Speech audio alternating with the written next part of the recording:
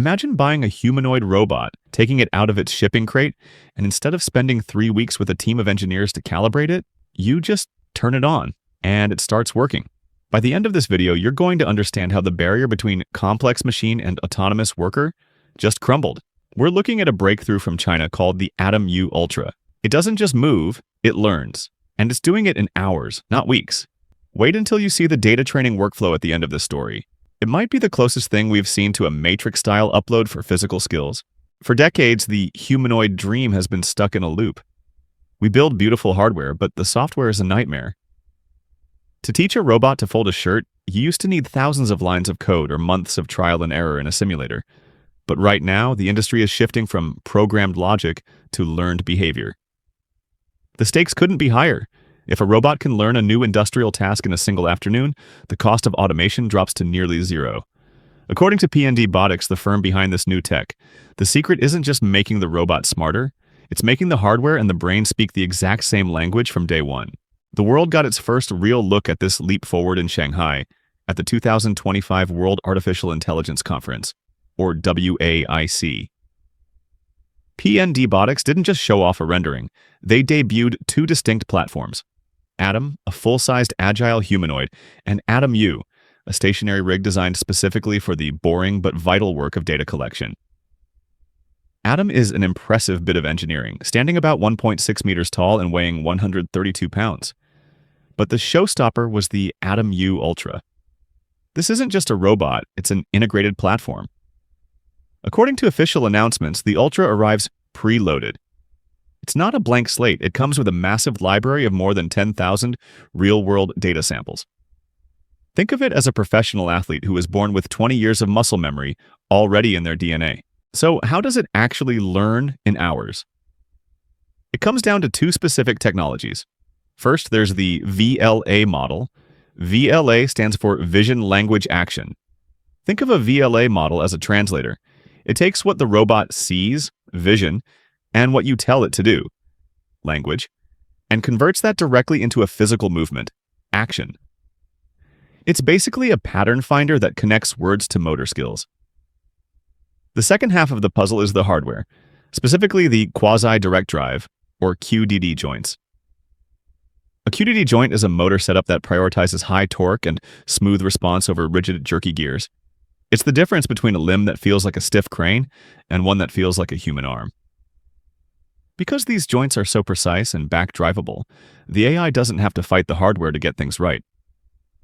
PNDbotics claims that by combining this precision hardware with their pre-trained model, you can take a brand new task, say sorting specific industrial parts, and have the robot mastering it in a matter of hours. Here's where it gets tangible. Let's look at the workflow. Usually, if you wanted a robot to work in a new factory, you'd need a team of PhDs to spend weeks on calibration. But with the Adam-U Ultra, PNDbotics is offering a turnkey system. If you're a researcher or a business owner, you use their post-training services. You provide a tiny bit of task-specific data, essentially showing the robot what to do a few times, and the VLA model fills in the gaps. The company is positioning this for industrial, commercial, and even everyday settings. Imagine a small lab that couldn't afford a $100,000 engineering contract just to set up a robot.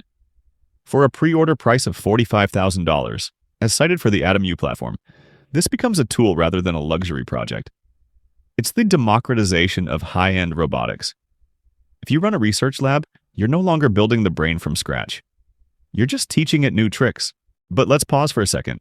We have to talk about the reality behind the hours, not weeks claim.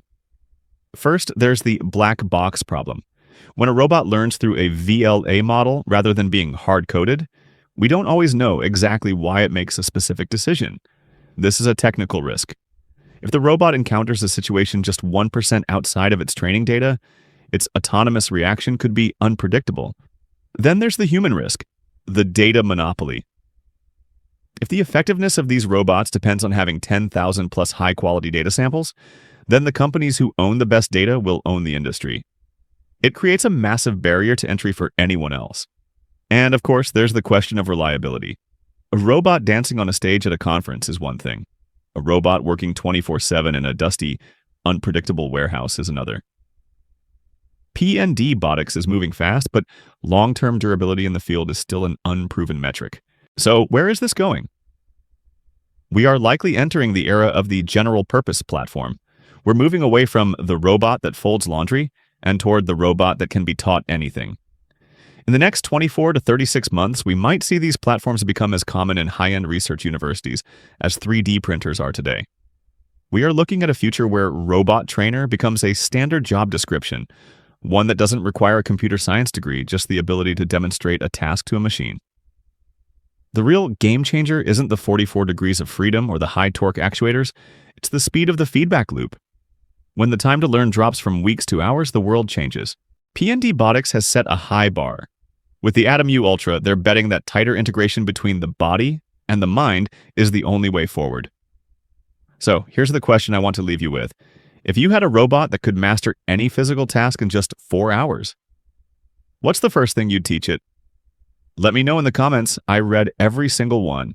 If you found this breakdown helpful, hit the like button. It really helps the channel. And if you want to stay ahead of the curve on the humanoid revolution, make sure you're subscribed. That's it for this one. Thanks for watching. Don't forget to subscribe, and I'll see you in the next video.